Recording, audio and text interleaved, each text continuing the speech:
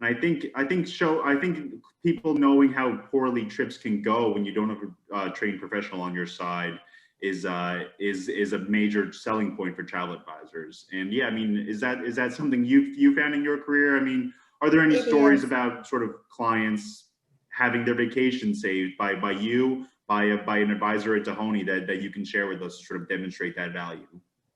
I have many. I'll condense it down to several.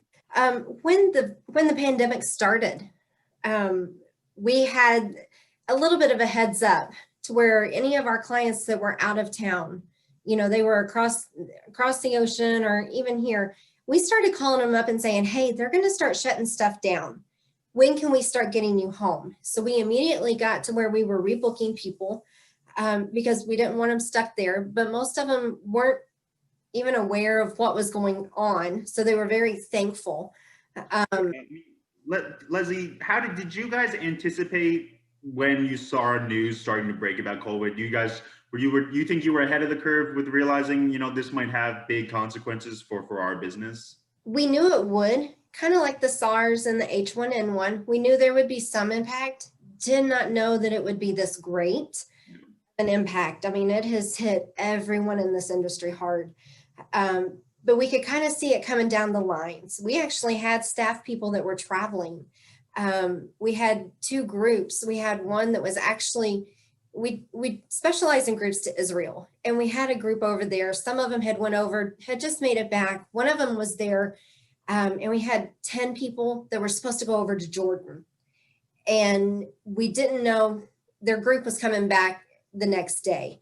And so we started looking and we're like, we don't think if they go over to Jordan, we're never going to be able to get them back. And they're going to have to purchase tickets, expensive tickets on their own just to get back. So we worked through the group leaders, talked them through it, got them back for, I think there was like a $300 penalty that we had to charge at that time because we knew we were going to be losing some of the stuff in Jordan.